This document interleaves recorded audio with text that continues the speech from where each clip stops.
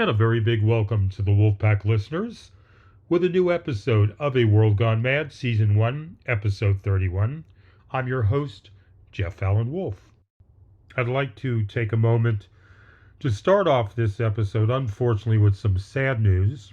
That talk show host icon, Phil Donahue, passed away at 88 years old.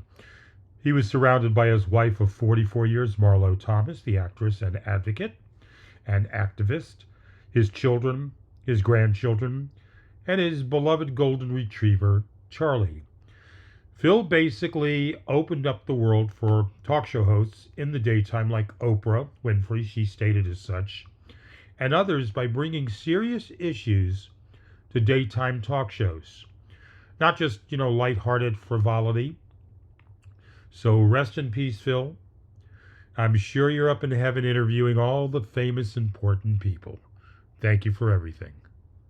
And the DNC kicked off last night. So Joe Biden gave his speech, basically everyone there giving a great send-off to the president. Now, while I'm recording this, and it's finished for online when you listen to it, I would not have had the chance to see the opening night at the DNC convention. So I'm assuming that Joe Biden gave a rousing speech in support of Kamala Harris, and the people in the room were going to be gracious and were gracious and grateful to the president for all his years of service. During the DNC convention this week, it's going to be President Obama talking, President Bill Clinton, Secretary of State Hillary Clinton are all going to be giving speeches. So this should be interesting to see how they keep the energy going for Kamala Harris and Tim Walz. So did any of you Wolfpack listeners give a listen to the first night? If so, what was your impression of the first night? How did you feel? Let me know. Give me some feedback. Did you enjoy it? Is it off to a correct start for you? Did any of you catch this video or read about how the DNC used Trump Tower to troll Trump and Vance? Did you see the video? So you know how on buildings you can have words go across, like in New York Times Square, you could see, signage, comments, whatever. Well, the DNC used Trump Tower, and along the digital scroll across the top of Trump Tower was the following: Trump Vance, weird as hell. I love it. Trump Vance, weird as hell. There you go, Donald. Your own Trump Tower, and the DNC got that saying across it accurately, stating how insane people are supporting you, but the intelligent people of this world feel that you and JD Dumbass are weird as hell. Hopefully a lot of you caught this. So, we have the Democrats who support Harris and Walz. We're looking for independents, whether it be Republicans or moderate independents or people that are undecided which way they're going to vote. Well, this came in, and this was fascinating. Retired Federal Appeals Court Judge J. Michael Ludig, a prominent conservative legal scholar put on the bench by President George H.W. Bush, is coming out to endorse Vice President Kamala Harris over former President Donald Trump, whose candidacy that he describes as, quote, an existential threat to American democracy. Let me repeat that. This judge, Federal Appeals Court, prominent conservative legal scholar, said Trump is an existential threat to American democracy. It will be the first time Ludig, a veteran of two Republican administrations, has voted for a Democrat.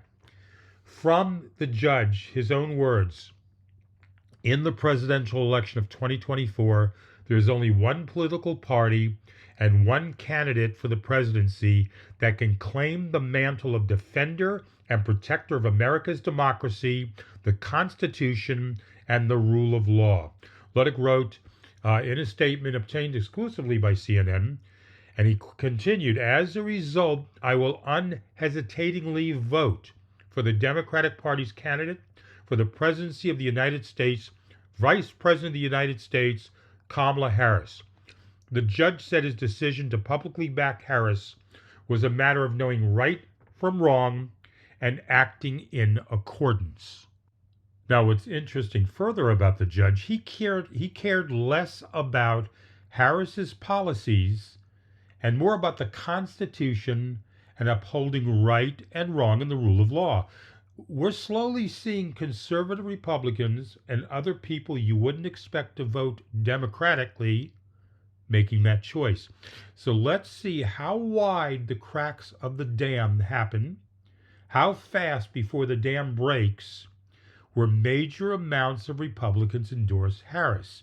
This is a trend we're starting to see slowly, and if we can get that a couple of percentage points of people who are normally Trump voters or normally anti-Democrats swing towards Harris because of how dangerous Donald is, that's huge, everyone. So instead of me cutting to a break, I want to take a quick moment to let everyone know we have a club membership, whatever you want to call it. It's free for the first 250 people who join. To join the Wolf Pack. The Wolf Pack are the listeners like yourself listening to this podcast, to my podcast. And in the future, I'm going to monetize the podcast. That's how podcasters make a living. But for the first 250 listeners who sign up for free, you're never going to be charged, ever. And you're going to gain benefits in the future.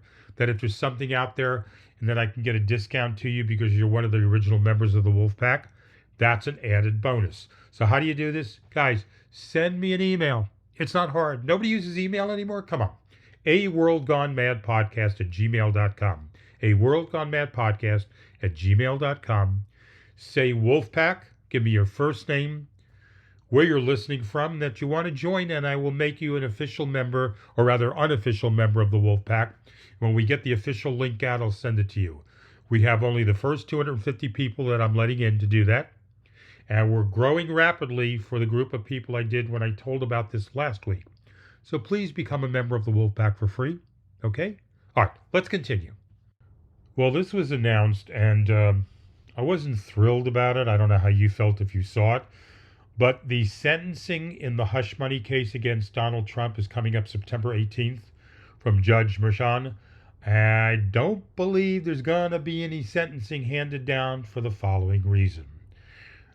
Listen to the source. The Manhattan DA's office does not oppose Trump's request to delay next month's sentencing in his hush money case.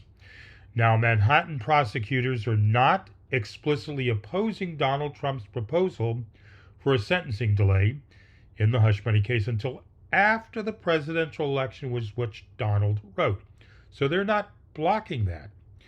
Last week, Trump asked Judge Juan Merchan to postpone his sentencing, currently set for September 18th, until after the November election, arguing in part that he won't have enough time to appeal the judge's decision on presidential immunity, which is expected by September 16th.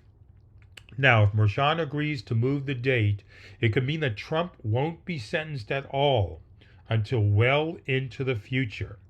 If the judge denies Trump's motion on immunity and Trump pursues numerous rounds of appeals in state and federal court, it would likely be several months or most likely longer until those appeals are completed. Appeals courts could stay Donald Trump's sentencing until that process is over. Look, part of me got less and less enthused or excited about the possibility of Donald Trump being sentenced to prison as each of these trials got delayed. I'm sure you felt the same way. This is further proof that this may not happen until the following year after the election. So we were all waiting for September 18th, some kind of punishment handed down. Don't hold your breath. Disappointing, frustrating, not a huge surprise. It remains to be seen if the judge will agree to Donald asking for this. And now that the DA says they have no problem with it, seriously? We now have to wait and no accountability for Donald. Bad taste in my mouth, everyone. Well, a little bit of good news I try to bring to you. Hey, I try to bring you some uplifting things, and I don't always succeed. All right, I probably fail miserably, But that's the state of the world nowadays. But here's legitimately a piece of good news. The latest poll shows that Georgia, the state of Georgia, is back in contention for Democrats. So very interesting. Georgia is trending towards Kamala Harris. It doesn't mean she'll win Georgia, but there are rumblings that it is possible. It's a possible state to capture. It's an uphill battle, but it's not out of the realm of possibility. At this time, snapshot in time, Raphael Warnock, they didn't think he could capture the Senate seat. He did. Guys, if we can get a couple of these swing states that were leaning Republican to go to Democratic side, that's the Electoral College election complete. The whole ball of wax, as we say. Cross fingers, rub the magic lamp, stroke your rabbit foot, take a swig of whiskey, whatever works for you. Let's hope. Hey, Wolfpack listeners, quick shout out here about the Facebook group for the podcast. It's on Facebook, obviously. I just said that. It's called A World Gone Mad Podcast. You got to use the word podcast. We have 430 members like yourself on the Facebook group where we share stories back and forth, support each other, democracy, anti-MAGA, anti-Donald. If you're not a member of the Facebook group, why not? It's free. Join A World Gone Mad Podcast right on Facebook. All right, here's a story of a man named Brady. No. That's something completely different. I saw this through several sources, mentioned to me and also online. I want to know if any of you, the Wolfpack listening audience, has experienced this. Wanting to place a lawn sign on your yard showing your support for Kamala Harris and Tim Walz, but genuine fear of retribution from Republicans in your neighborhood or state? Or wearing a t-shirt saying I'm a Democrat or I'm against Donald Trump or anti-MAGA, supporting your favorite candidate, local senator, whatever, and fear of getting harassed in a store? Has anybody felt that? Has anybody witnessed that or personally been verbally attacked by your show of support for these people? I'm very serious. And a lot of people are starting to say they're worried about making a comment that would trigger the other side to do something harmful. One of our listeners didn't even want to go to a party because she felt that it was all basically Trump supporters there and she'd feel uncomfortable. Not that she couldn't handle herself, but that it was an uncomfortable situation to be in. I remember when Barack Obama and Joe Biden were running, and my girlfriend and I had a lawn sign supporting them that I really was fearful of putting out on the front yard here in Arizona because it either would be stolen or I would get some kind of crap from Republican neighbors, maybe egging the house, tearing up the sign, slashing a tire on a vehicle. It sounds stupid, but that was the feeling then. Now it's like 100-fold. So are you experiencing this? Do you feel this? Do you care about what you say? Are you watching your words carefully in mixed company? Do you, the Wolfpack listeners, have that fear?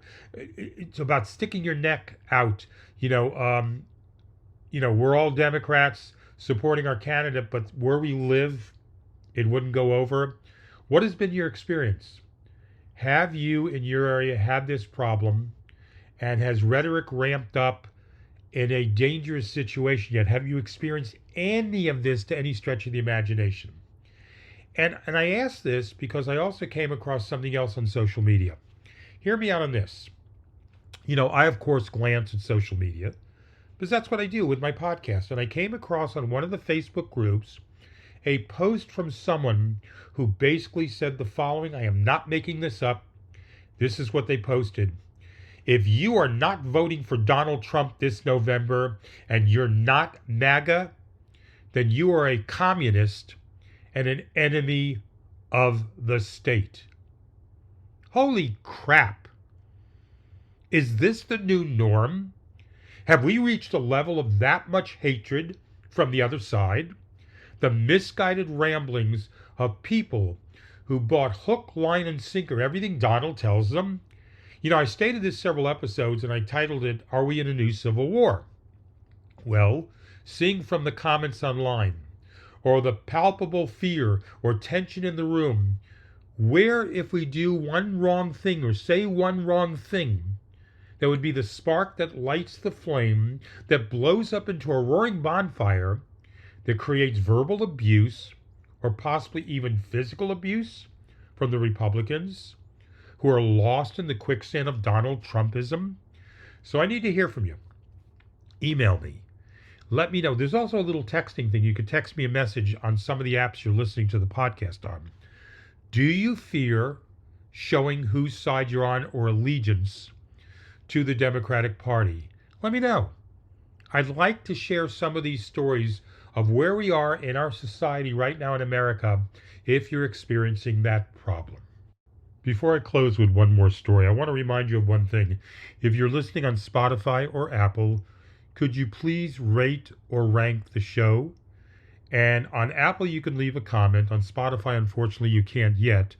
But comments from the listening audience, good or bad. If you don't like the show, why are you listening? But if you like the show, leave a comment, leave a 1 to 5 star rating. These comments and rankings help me and help the podcast move up in the rankings. Simple as that. Rate and rank, subscribe to the show so you don't have to be bothered with a link each time, okay? This is the last thing I want to talk about. Now, Kamala Harris unveiled in the last few days her economic plan to end price gouging at the stores.